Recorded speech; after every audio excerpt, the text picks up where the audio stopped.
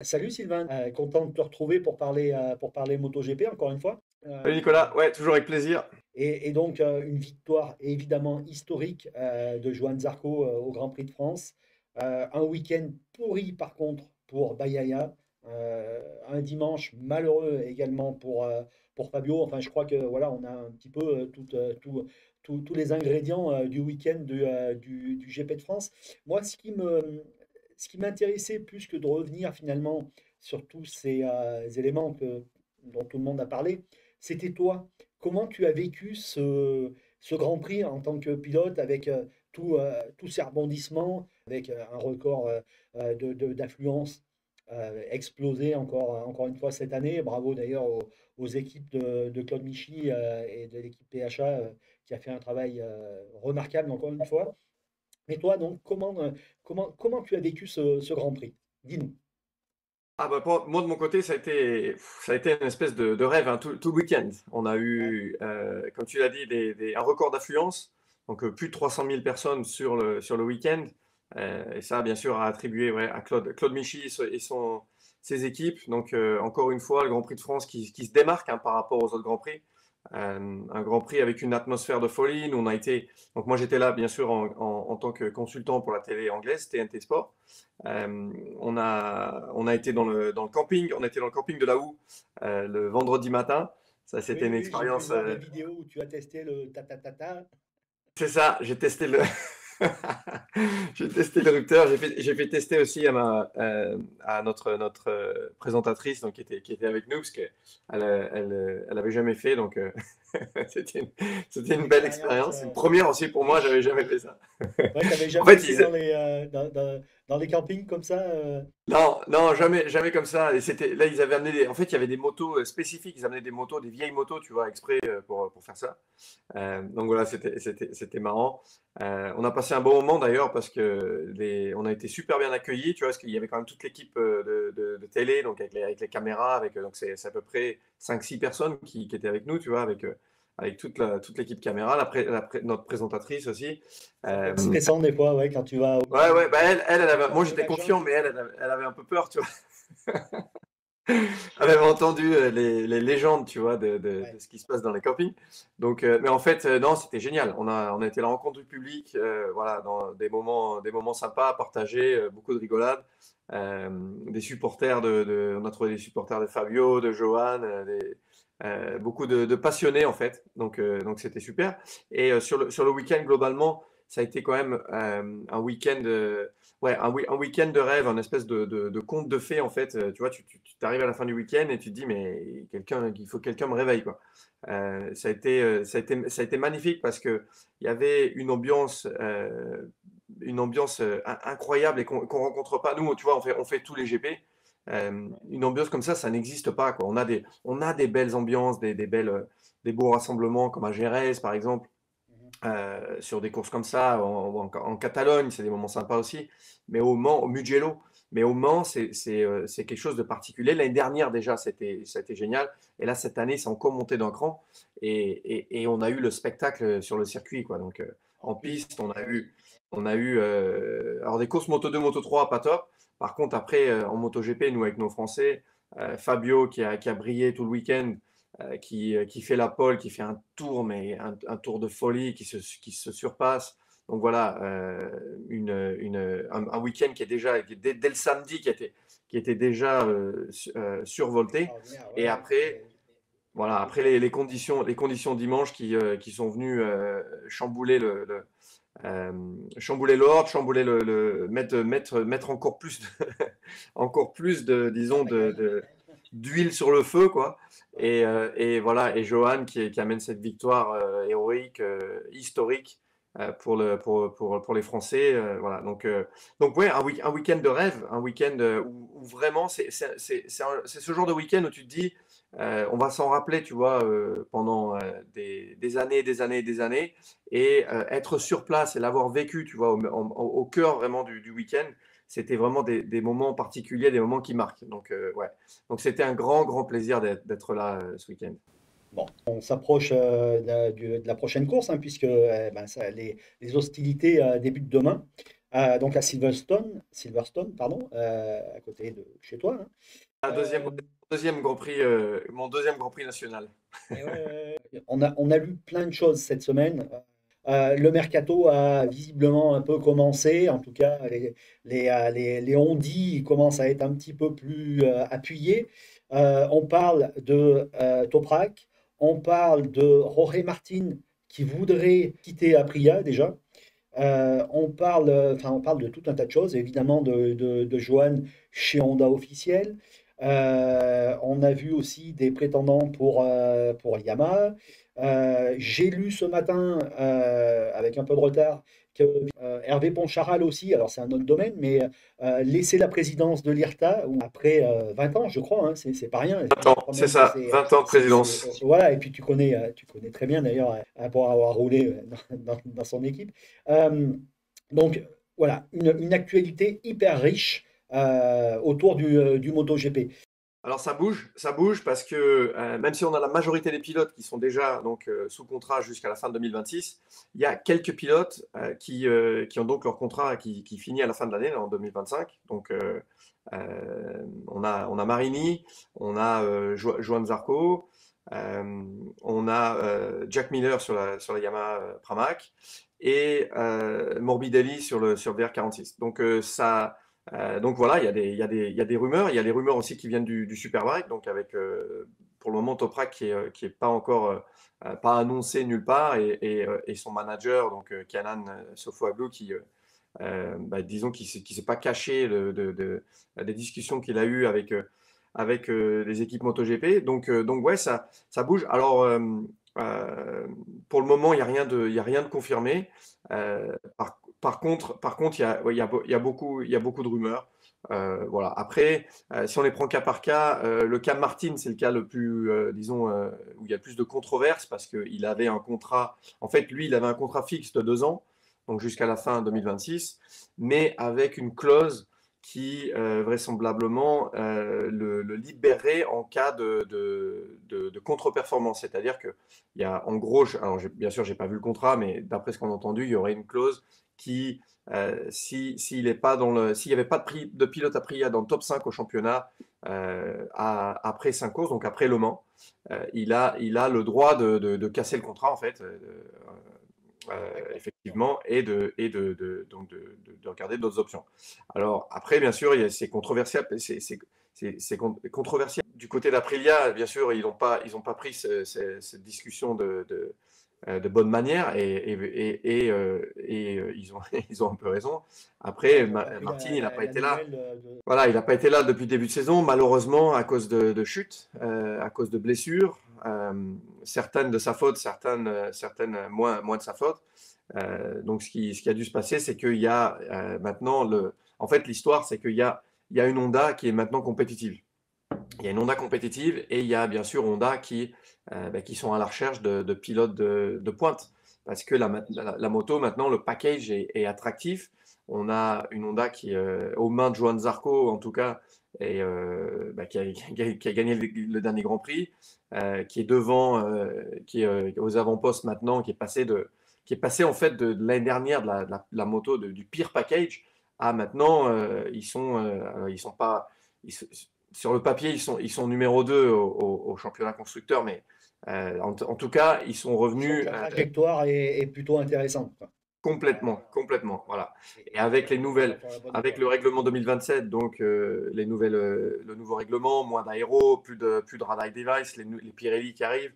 Donc il y a toutes ces paramètres qui rentrent en compte et qui maintenant deviennent intéressantes pour les pilotes de pointe. Donc les mecs comme Martin, Pedro Acosta et éventuellement, d'après ce qu'on a entendu, les rumeurs qu'on a entendues, euh, Toprak, il y a donc des rumeurs et des discussions qui sont en cours pour qu'il y ait un ou plusieurs top pilotes qui arrivent sur Honda. Voilà. Donc c'est surtout ça en fait qui sème un peu disons qui a enflammé le marché des pilotes. Alors voilà. Après il y a aussi la place chez Yamaha, hein, chez Pramac, donc avec Jack Miller qui a brillé lui sur le début de Ouais, saison en fait. ouais, Il ouais, a, il a il a fait, été très fort tout de il a suite été bon, hein.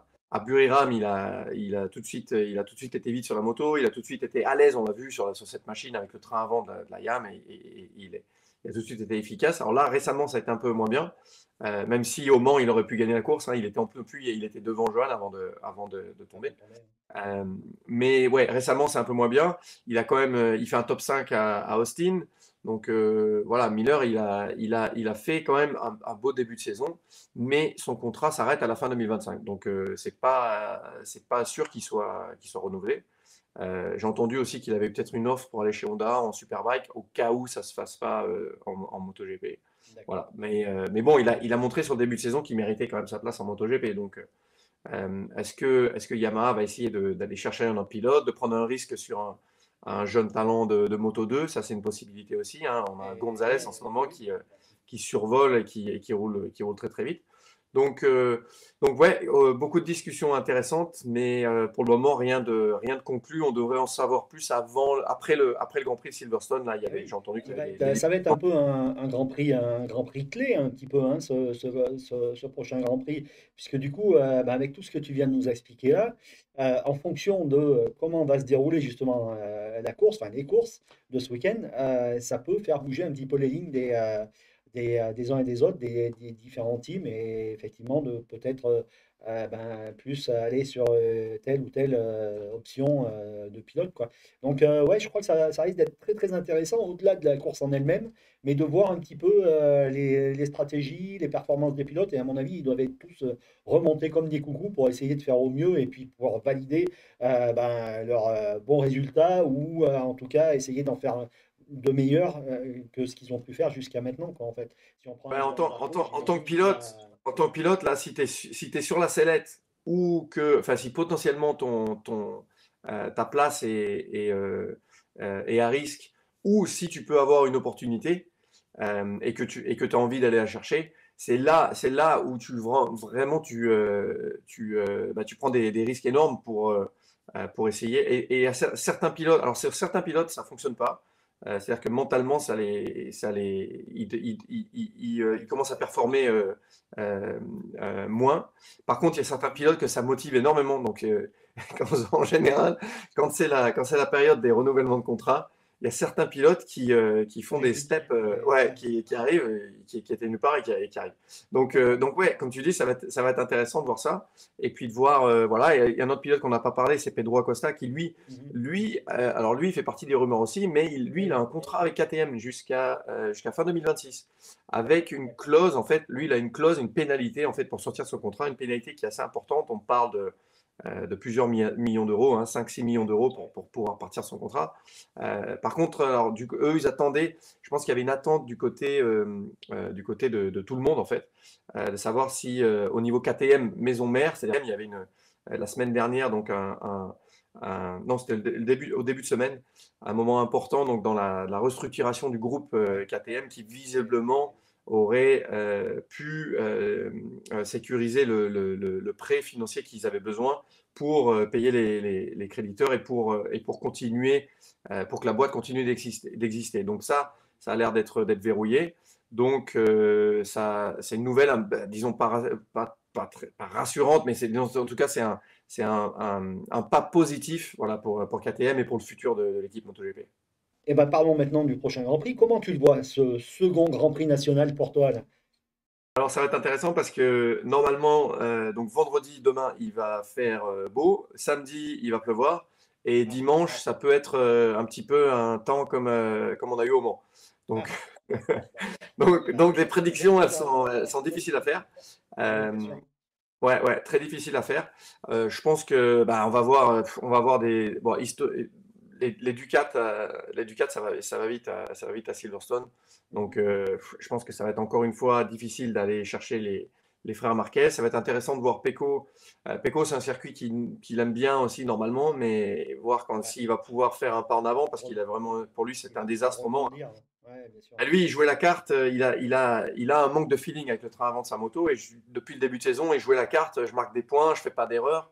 Ouais. Et ça lui a permis au championnat de rester au contact. Mhm. Parce que Marc a fait des erreurs à Jerez et à Austin. Mais là, son plan, en fait, au Mans est parti complètement en vrille parce que il a fait une erreur sur la course sprint. Et après, c'était pas de sa faute parce que c'est Bastianini qui le fait tomber au Mans. Mais sur la course, encore une fois, il marque 0 points. Donc là, lui, le week-end du Mans, c'était un désastre. Donc maintenant, en fait, pour lui, il n'y a plus de choix. Il faut qu'il aille se battre avec les frères Marquez. Mais jusqu'à maintenant, il a pas la vitesse. Donc on va voir comment il va pouvoir réagir. Silverstone, c'est un circuit assez particulier où c'est vraiment très, très. Euh, Par rapport au Mans, par exemple, c'est vraiment c'est très opposé en fait au niveau style. C'est un circuit qui est très coulé, très large, garder beaucoup de vitesse. Un circuit qui est très plat, où il y a vraiment pas de, pas de boss non plus, c'est un billard le truc. Donc c'est très différent au niveau style. Et normalement, sur le papier, ça devrait bien lui convenir. Mais comme j'ai dit, on va avoir des conditions difficiles. Donc, Eh oui. ça est vraiment très difficile de prévoir. Ouais, ouais. Par contre, si on a des conditions un petit peu similaires à celles du Mans, c'est notre pilote français Johan Zarco là, qui risque, avec en plus sa victoire, d'être remonté comme un coucou et de continuer à performer. Et c'est tout ce qu'on lui souhaite d'ailleurs. C'est une possibilité. Et puis, j'ai aussi un feeling pour Fabio. Parce que Fabio, je pense que alors au Qatar, il a bien performé, il s'est bien qualifié. Au Mans, franchement, au Mans, il a vraiment fait quelque chose de spécial. Tu vois, il y a des moments où les pilotes, des qualifs, des tours qualifs, où ils font des week-ends vraiment particuliers. Tu vois, tu le vois par rapport aux coéquipiers, par rapport aux mecs qui ont les mêmes motos. Puis tu le vois dans la manière dont il pilote. Tu vois, Fabio, ce qu'il a fait au Mans, c'était vraiment, vraiment spécial. Il s'est fait piéger sur la course avec ces conditions difficiles, mais c'est tellement facile de partir à la faute dans ces conditions. C'était dommage, mais tu peux pas. Tu vois, c'est même pas une erreur de pilotage, quoi. C'est juste, c'est pas de chance, quoi. Et Donc encore une bref, fois, à ce fameux virage de raccordement, quoi. Où ouais, pendant les raccordement. Le 24 heures, raccordement, c'est avec l'eau, les conditions météo qu'il y a eu aussi pour les 24 heures du Mans, ça a été une catastrophe à une 100. hécatombe. Donc, Ouais, ouais. ouais, Bah, si tu as besoin de pièces détachées, tu peux aller dans le gravier, là, à la sortie du raccordement. ah oui, Et il y a on tout ce faisait qu'il ce faut, qu'il hein. faut. Toutes C'est les clair, c'est marques, clair. toutes les pièces, il y avait tout ce qu'il fallait.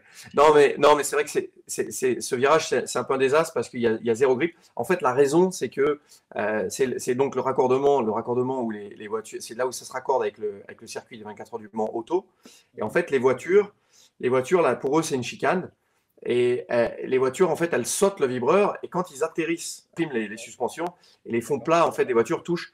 Et donc, en fait, le circuit, là, il est pas abrasif du tout parce que les fonds plats des voitures touchent.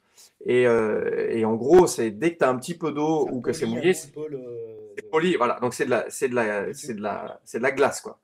C'est comme si tu passais sur du verglas. Donc ouais, cette partie du circuit, particulièrement, c'est très facile de partir à la faute quand les conditions changent.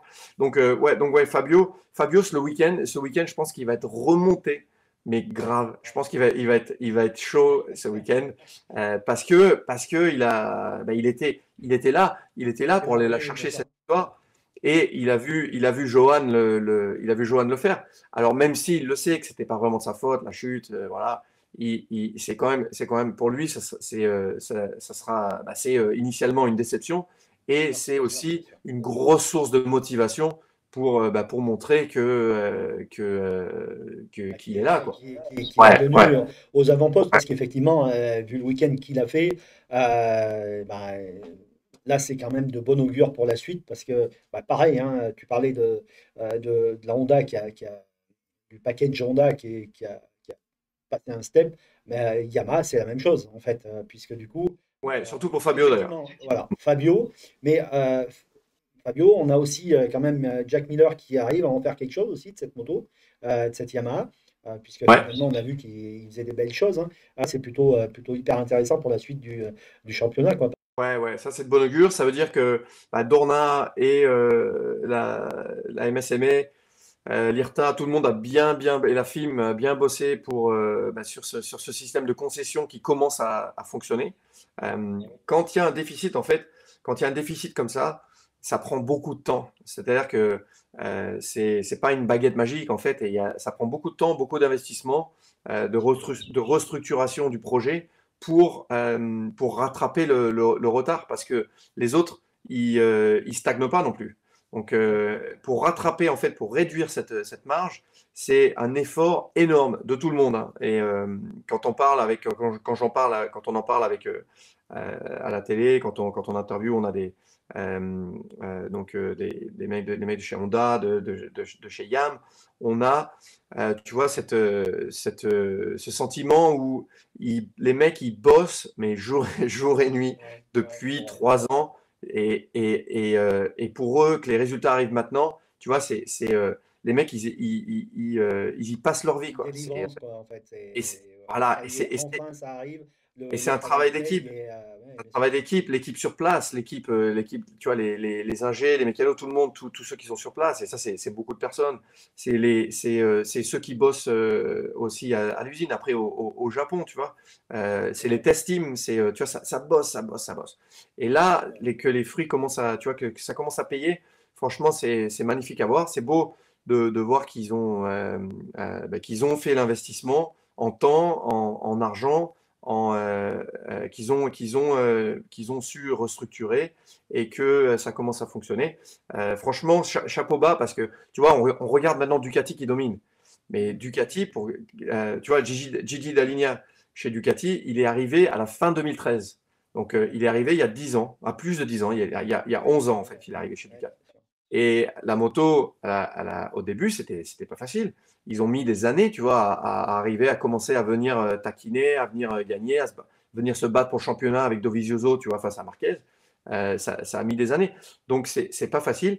Donc, voilà, de voir que ça commence à payer, c'est beau. Et en plus de ça, on avait deux Français qui étaient sur des motos qui n'étaient pas compétitives, avec des packages c'était hors de question, tu vois, de venir gagner des courses ou de venir se bagarrer devant. Et là, maintenant, on sait qu'ils peuvent le faire. Donc, ça fait vraiment plaisir à voir pour toutes les personnes qui sont incluses dans ces projets, mais spécialement pour nous en tant que Français. Voilà, Bien sûr, bien ça sûr. fait plaisir de savoir que nos Français, ils arrivent sur chaque Grand Sur les Prix. avant-postes.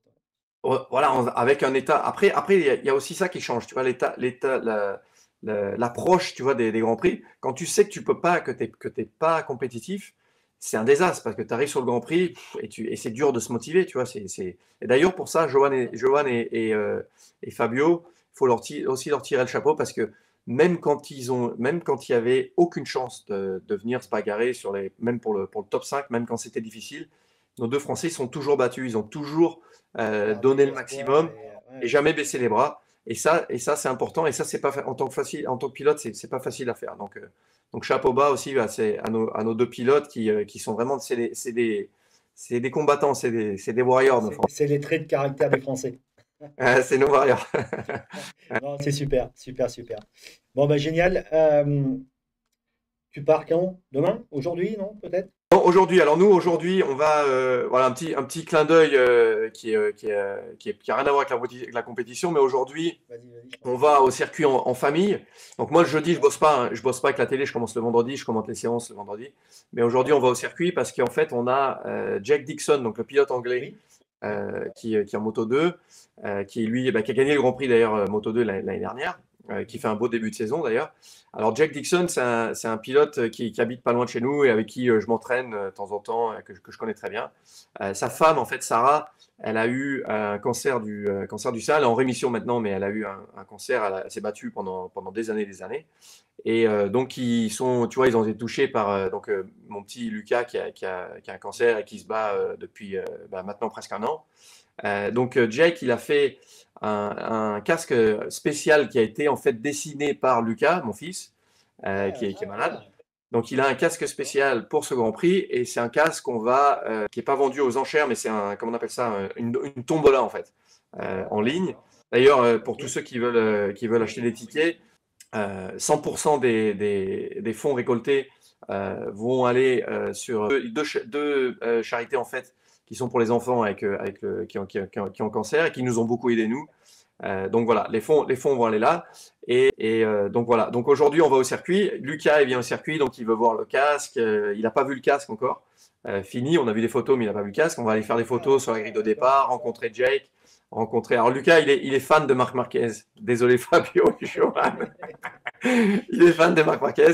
Donc, on va essayer d'aller voir Marc, peut-être de monter sur la moto ou quoi. Donc, voilà. Bien Donc, sûr. aujourd'hui, on va au circuit pour faire ça. Et Ouais, ça va être sympa. Ouais. de passer des bons moments en famille C'est avec ça. ton fils, ta compagne Ouais. et peut-être tes filles d'ailleurs aussi. Ouais, ouais, tout le monde vient. Donc, Tout le monde. D'accord. on sort le minibus et on y va. Pour ceux Ouais. qui souhaiteraient donner un petit coup de pouce, on mettra les liens pour le casque, etc. Donc, Je t'enverrai le lien. Ouais. Les gens peuvent, tu peux acheter des tickets. C'est une ouais, plateforme en fait qui s'appelle givewheel.com. C'est une plateforme qui fait des. C'est un peu comme GoFundMe ou des trucs comme ça. Et donc en fait, quand tu achètes alors tu peux acheter un ticket, c'est 5 pounds le ticket. Ou tu peux acheter, si tu as envie d'acheter 100 tickets, tu peux acheter 100 tickets aussi, tu fais comme tu veux. Et ouais, donc, c'est 50% qui va à une charité qui s'appelle Young Lives versus Cancer. Donc, ça, eux, ils font que les gamins, les jeunes, les mineurs qui ont le cancer et ils aident les familles et les gamins, donc ils sont top.